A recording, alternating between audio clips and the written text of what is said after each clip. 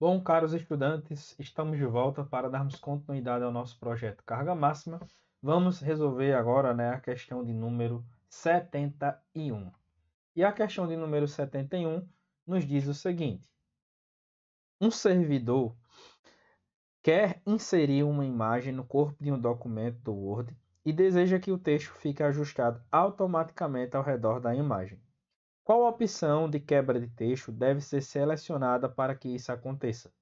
Letra A: quadrado. Letra B: por trás do texto. Letra C: parte superior e inferior. Letra D: em linha com o texto. A resposta aqui da nossa questão, gente, é a letra A, tá bom? Ou seja, quadrado. Vamos ver isso na prática aqui. Estamos aqui agora dentro, do nosso Word, beleza? Realizamos a inserção dessa imagem por meio do caminho inserir imagens este dispositivo, selecionamos a imagem na memória do computador, ok? E agora eu vou deixar aqui, a nossa imagem, o texto, aqui bem próximo à imagem. Então tem uma opção aqui, ó, esse ícone, ele surge, clico nele e tem as opções. A opção alinhado com texto, a opção quadrado, a opção justa, a opção através, a opção superior e inferior, atrás do texto e em frente ao texto. Eu vou selecionar, ó, quadrado, né? Então perceba que a informação ela vem e fica realmente ao redor, da imagem. Então eu posso movimentar a imagem, ó, e ela vai estar dentro do texto, conforme o comando da questão exige aí, o recurso adequado para isso. Beleza? Então, a resposta de fato é a letra A. Questão de número 72. Um servidor está finalizando um documento extenso e precisa inserir numeração em todas as páginas, mas deseja que a numeração comece apenas a partir da terceira página. Qual sequência de ações atende a esse objetivo? Letra A: excluir manualmente os números nas duas primeiras páginas após inserir a numeração geral.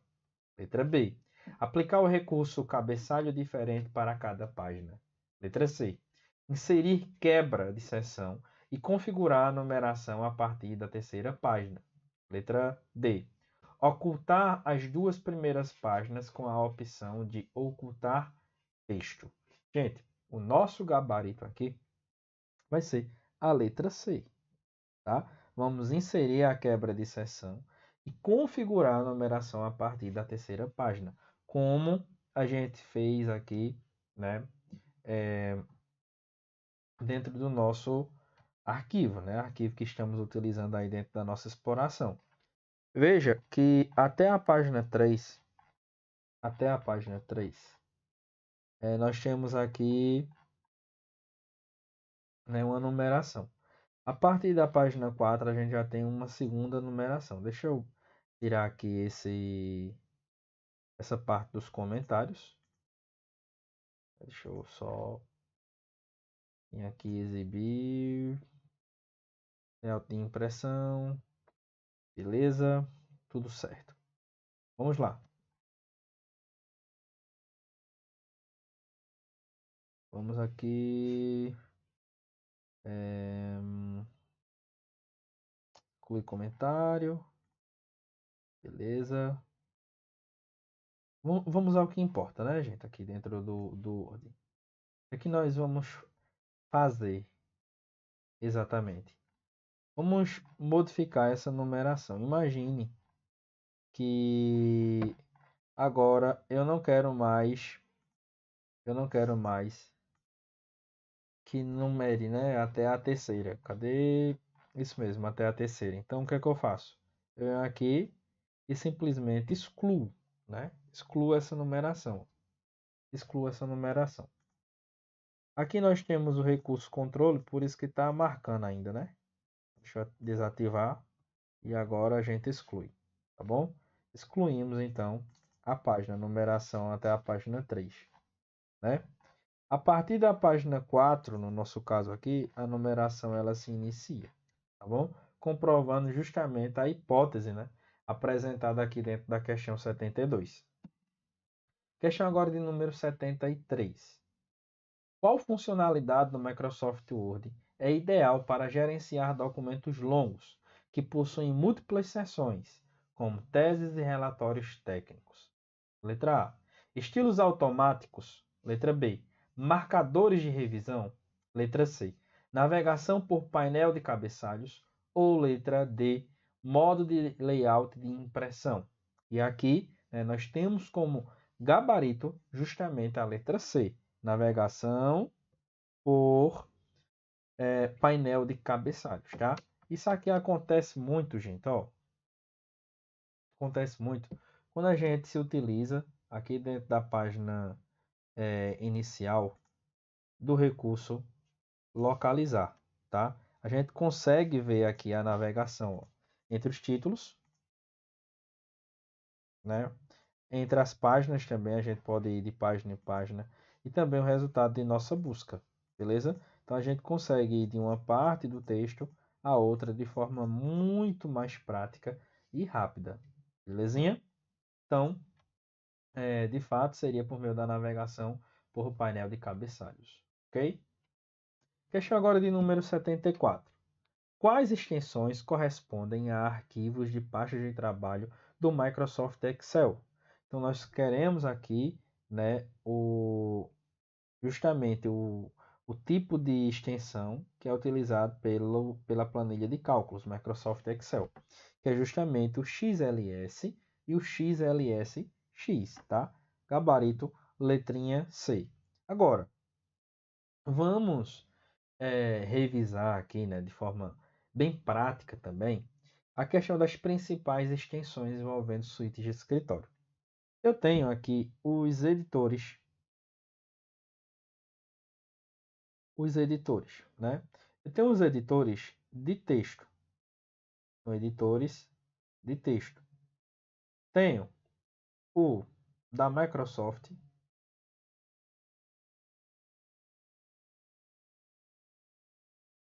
e tenho o do BR Office ou Libre Office, né? O da Microsoft eu vou ter quem? O Word. Da BR Office ou LibreOffice eu vou ter o Writer, ok? No Word eu tenho como padrão o DocX. No Writer eu tenho justamente o ODT. Já em relação à planilha de cálculos, eu vou ter na Microsoft e vou ter aqui no BR, né? Aí você vai associar o BR Office ao LibreOffice, ok? No Microsoft eu vou ter o Excel. Vai ter como extensão o XLSX como padrão. E já no BR Office eu vou ter o Calc, que vai ter justamente como extensão o ODS. Tá? Em relação à apresentação, nós teremos aqui no Microsoft o PowerPoint,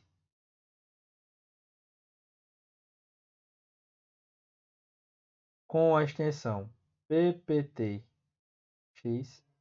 e vamos ter, né, como equivalente aqui dentro do BR o Impress, com a extensão ODP, tá? Então estas são as principais extensões envolvendo a questão das suítes de escritório, tanto do Microsoft quanto do BR Office, beleza? Temos outras extensões importantes aqui na questão.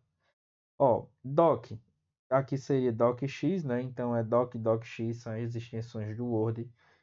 PDF, JPEG, PDF, arquivo de texto, né, em formato portátil, JPEG de imagem, ZIP e RAR. São dois formatos muito famosos de compactadores. E esse tipo de conteúdo ele pode ser cobrado ali, né, dentro do contexto de sistemas operacionais, tá bom? Vamos agora à questão de número 75, que nos diz o seguinte, ó.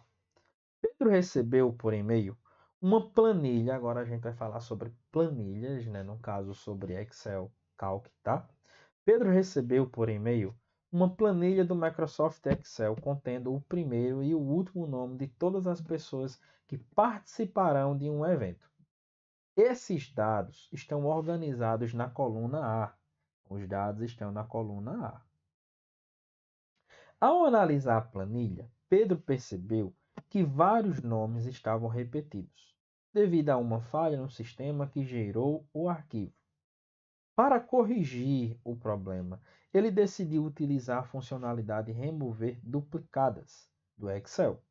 Em qual guia da faixa de opções Pedro encontrará essa funcionalidade? Letra A, referências. Letra B, revisão. Letra C, dados. Ou letra D, layout. Gente, a função remover duplicadas está justamente dentro da guia dados. Aí vamos entender o que seriam essas duplicadas. O nome já diz, né? São dados repetidos, exatamente iguais. Olha só. Vamos agora, né, à nossa planilha do Excel. De acordo deixa eu colocar a planilha aqui para vocês conseguirem observar direitinho. Então, de acordo com o caso fictício, né, nós temos aqui essa planilha com, bora lá, com essa coluna A, né, com nomes repetidos. Imagina aqui, Amanda, Juliana, Bruna, Amanda. Aí teremos aqui Júlia,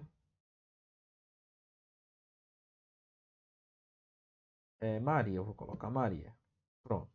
Eu sei que aqui, gente, ó, eu só tenho 5 entradas, 5 valores, não é? Mas imagine aí realmente uma planilha com centenas de nomes ou milhares de nomes, né? Então, este recurso, ó, de remover duplicadas, ele vai estar justamente aqui na guia dados, dentro do grupo ferramentas de dados. Então eu clico aqui, né, na opção da ferramenta remover duplicadas e ele vai justamente pedir para que eu selecione as colunas em que a gente vai fazer essa análise. E aqui eu só tenho o nome, né? Então dou um OK. E ele diz, ó, um valor, né, duplicado encontrado e removido, 4 valores exclusivos restantes. Então tinha 5, só que eu havia repetido o nome Amanda, né? Veja que se agora eu pegar, né, esses 4 nomes, colocar aquele 2 vezes, eu sei que eu vou ter 2 duplicadas, né? Então vou selecionar, ó, novamente, venho aqui em remover duplicadas, ele vai pedir para que eu selecione nome e ele encontrou 8 valores duplicados encontrados e removidos. Então perceba como esta ferramenta ela é extremamente útil, né, na elaboração de planilhas, de grandes bases de dados, beleza? Então é importante que você conheça esse recurso, tanto para fins de acertar questões de um concurso, mas também utilize no dia a dia. É por isso que a banca Instituto Igeduc, ela costuma cobrar essa questão mais prática, porque de fato essas ferramentas elas irão nos ajudar no nosso dia a dia, tá bom? Vamos agora à questão de número 76, que nos diz o seguinte, ó.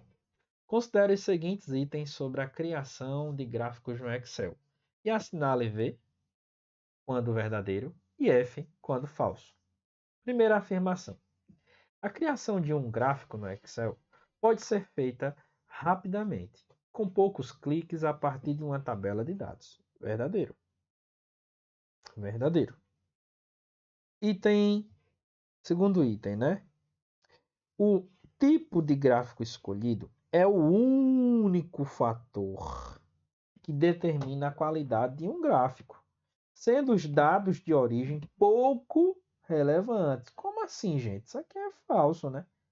Tanto o tipo de dado, tipo de informação, como o tipo de gráfico, tudo é importante para que você consiga fazer uma representação eficaz, né? Da análise que você precisa desenvolver, beleza? Então, ó, a qualidade e a organização dos dados são fundamentais para que o gráfico gerado seja fiel e funcional. Pois é, não é? É exatamente isso, né, que a gente precisa aqui saber, né, reconhecer, tá? É isso mesmo. Então, VFV, VFV, resposta letrinha C, de certeza da aprovação. Aí vamos aqui ao nosso Excel, mais uma vez. Aqui dentro do nosso Excel, né, nós vamos justamente verificar, né, a questão da criação de um gráfico. Vamos dizer que a Amanda tem 12, Júlia tem 3, Bruna tem 1, Maria tem 7. Seleciono aqui essa tabela, né? Ó, tabela dinâmica, tabela, né? Criei uma tabela, ok? Criei uma tabela. Depois de criar essa tabela, eu venho aqui agora e clico em inserir. Ó. Inserir o quê? Um gráfico dentro do grupo gráfico. Eu vou selecionar o tipo de gráfico, né? Eu tenho coluna, tenho aqui também em hierarquia, tenho aqui também em estatística, tenho ainda gráfico do tipo pizza, né? Eu vou clicar nesse tipo pizza, que eu gosto bastante. Dentro do pizza também tem um rosca, né? Mas eu vou usar aqui o tipo pizza, né? Então cliquei, então foi criado aqui um gráfico, ó. Um gráfico, né? Um gráfico que eu posso organizar da maneira que eu achar mais interessante. Eu tenho aqui, ó, representação de Maria, de Bruna, de Júlia, Juliana, né? E de Amanda, tá certo? Então é muito fácil inserir, né? Um gráfico, beleza? Ok? Eu consigo fazer isso sem nenhum problema.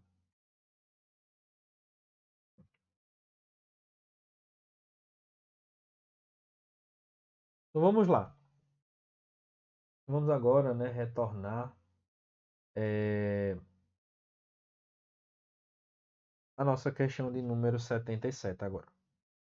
Então a questão de número 77 nos diz: um agente administrativo precisa elaborar uma planilha no Microsoft Excel para organizar dados financeiros. Acerca da função que permite somar valores em uma célula, marque a alternativa correta. Então, olha, eu tenho aqui os valores e vou somar todos os valores em uma única célula.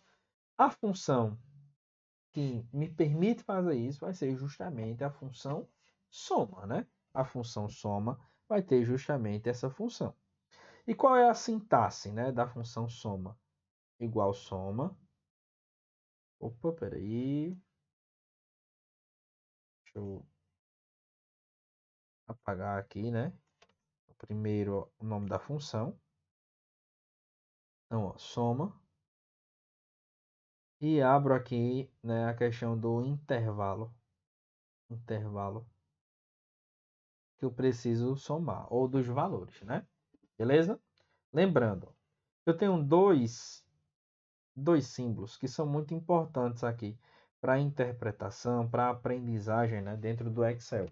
Os dois pontos significa até, ou seja, indica uma sequência, e o ponto e vírgula indica um i, ou seja, uma seleção aleatória individual, tá bom? Por exemplo, se eu tenho aqui soma, de A1, que é uma célula, até, né, B2, ou seja, eu estou selecionando essa seção de forma sequencial. Agora, se eu tivesse soma,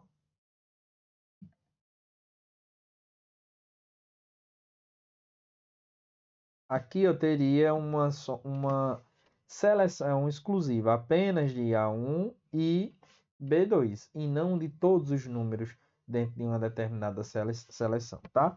O PROC-V, por exemplo, ele vai procurar um valor na vertical dentro de uma determinada coluna e vai retornar um outro valor na mesma linha do valor localizado, certo? Então, imagine que eu tenho uma coluna aqui CPF, eu sei o CPF da pessoa. Então, vou pesquisar o CPF.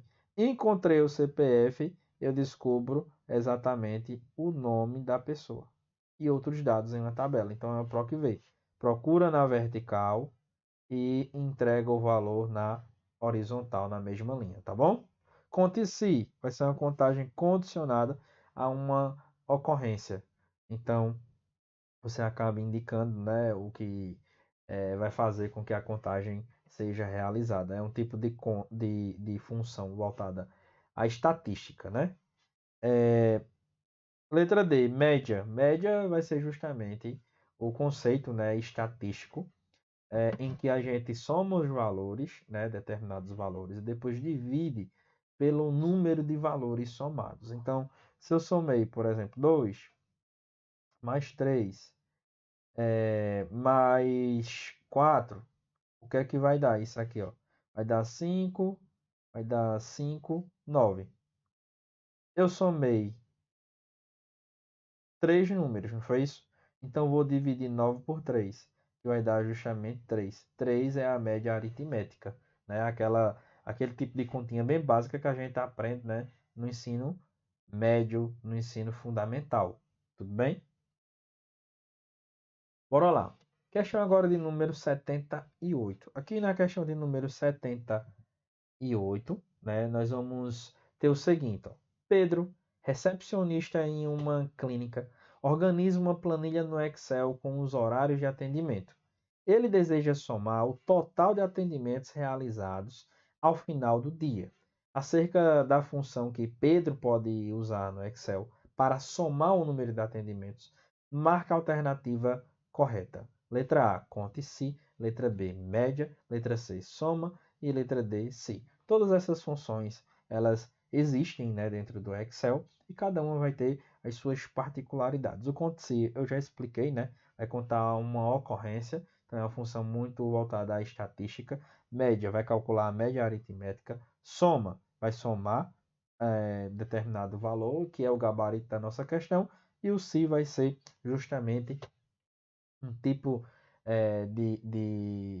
de função, né, condicional, que vai verificar a ocorrência de um fato ou não e vai entregar uma resposta de acordo com o resultado do teste. Se for verdadeiro, vai fazer uma determinada coisa. Se for falso, né, faz algo diferente. Então, ó, se eu estou aqui dentro, né, por exemplo, do Excel, imagine que isso aqui é o número de atendimentos, tá bom? Num dia. Então, eu coloco aqui, ó, soma, abro parênteses, ok, ok, ok. Indico, né, o intervalo, ó. Vamos lá. O intervalo dentro dessa tabela. Então, ele vai mostrar aqui pra gente o quê? Justamente o valor dentro da tabela, tá? Então, dou ok, ele somou para mim. Mas eu também poderia ter este mesmo valor sem ser dentro de uma tabela, né? Aí eu iria fazer a referência exata. Bora lá, ó. Igual, soma. Ok. A soma de B8 até B11. Dou ok.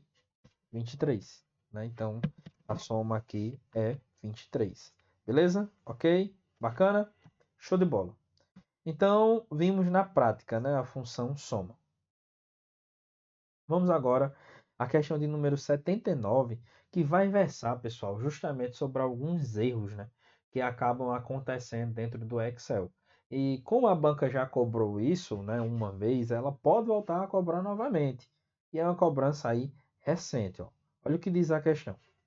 Em uma planilha do Excel, a célula A1 contém o valor 1 e a célula A2 contém o valor 9.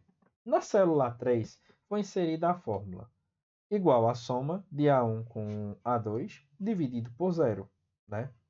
Considerando essas informações, qual foi o resultado exibido na célula A3? Veja, imagine que está aqui, né, A1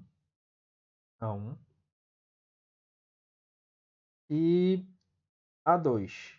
A1 e A2. Dentro de A1, eu sei que tem justamente 1 e de A2 eu sei que tem 9. Aí ele diz assim, ó, igual soma de A1 até A2, né? Então, soma de A1 até A2 dividido por zero. Primeiro, resolva a soma. Então, a soma de A1 com A2 vai ser quanto? Vai ser justamente 10. 10 dividido por zero vai dar um erro, gente. Por que vai dar um erro? Eu não consigo dividir 10 por zero dentro do Excel. Nem 10 por uma célula vazia. Ok? Então, aqui poderia ser, em vez de zero, uma referência a uma outra célula, sei lá, A4. Se A4 estiver vazio, vai dar erro do mesmo jeito. E qual é o erro? É o erro apresentado justamente na alternativa A, que é o hashtag div barra zero, exclamação, tá bom? Então, sempre que a gente encontra, né, aqui esse tipo de erro por uma divisão em uma célula vazia, né, essa expressão ela vai aparecer. Aí vamos explicar aqui os outros erros, né? Ó, quando é que vai aparecer essa expressão hashtag div barra zero? Quando você tenta dividir um número por zero ou por uma célula vazia, tá bom? Letra C, hashtag nome interrogação. Quando é que isso vai acontecer? Quando você escreve o nome dentro de uma sintaxe de forma incorreta. Por exemplo, deixa eu me selecionar aqui. Cadê? Ponteiro, caneta. Vamos lá, voltamos. Então, imagine que a sintaxe é a seguinte, né? É soma, como você sabe, mas eu escrevo assim, soma A, e coloco um endereço, né? De A1 até A2. Aí aqui eu vou ter um erro de nome, tá certo? Porque eu errei a sintaxe. Não tinha esse A, então eu tenho que corrigir. Já o erro hashtag num exclamação indica que contém valores numéricos que não são válidos. Por exemplo, imagine que eu tenho uma célula formatada como um formato contábil. Aí o que é que eu faço? Em vez de colocar só 1.000 para indicar R$ 1.000, eu vou lá e escrevo cifra 1.000. O que é que vai acontecer? Vai aparecer esse erro. Por que vai aparecer esse erro? Porque o cifra, dentro da célula, dentro da construção de uma fórmula, vai indicar um fixador de referência, tá bom? Um fixador de referência, logo vai surgir um erro, beleza? Então, ó, se eu tento, por exemplo, fazer esse mesmo cálculo aqui, deixa eu mostrar para vocês. Eu tento realizar aqui esse mesmo cálculo, olha aqui em cima, né? Soma. Coloca agora, ó, soma A e dou um OK. Ele vai aparecer justamente o erro, né? Nome, beleza? Vou corrigir, deixa o soma aqui. Aí imagine que agora eu quero dividir realmente, ó. Eu quero dividir, vamos lá. Eu quero dividir por zero. Eu quero dividir, deixa eu inserir aqui. Eu quero dividir por zero. Dou um OK. O que foi que aconteceu agora? Apareceu justamente o erro. Ó. Hashtag div barra zero exclamação. Vou corrigir. Aliás, vou indicar uma outra célula qualquer. Uma célula que eu sei que está vazia também, ó. L1. L1 está vazio. Então, vai dar o mesmo erro. Ok? Beleza? Show de bola? Então, ó, eu também poderia fazer o seguinte. Imagine que eu formatei aqui, ó, tá o formato geral. Aí eu venho e coloco o formato contábil, como eu disse para vocês. Se eu vier aqui e colocar assim, ó, um símbolozinho, dou um espaço e dou um OK, o que é que deveria ter acontecido, né? Deveria ter dado um erro, né? Mas não apareceu o erro. Vamos lá. Beleza. Ignorou, se transformou no string. Beleza.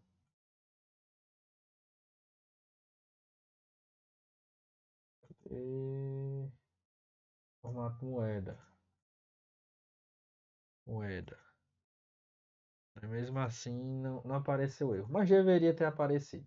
Enfim, pelo menos vocês entenderam aqui como é que funciona no conceito, né? Em relação a número, beleza? Vamos agora à questão. Vamos agora à questão de número 80.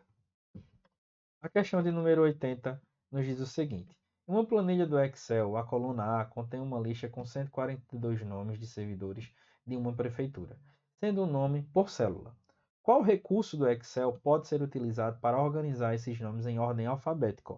Em ordem alfabética. Letra A, conto.num? Não, porque o conto.num vai contar a ocorrência de números. B, classificado de A a Z? Este é o gabarito da questão, tá certo? Média não tem nada a ver e colar especial também não tem nada a ver com a hipótese apresentada na questão. Então veja, eu quero organizar aqui em ordem alfabética, então seleciono, vou em dados. Aliás, vou em dados é possível também, né? Dentro de classificar e filtrar. Mas dentro de página inicial já tenho também o recurso lá dentro de edição. Ó. Venho aqui e clico, ó, de A a Z, então em ordem alfabética. Ele organizou agora Amanda, Bruna, Juliana e Maria. Ok? Beleza? Então, com esta questão, nós chegamos aqui ao fim de mais um bloco. Não saia daí, daqui a pouquinho estaremos de volta.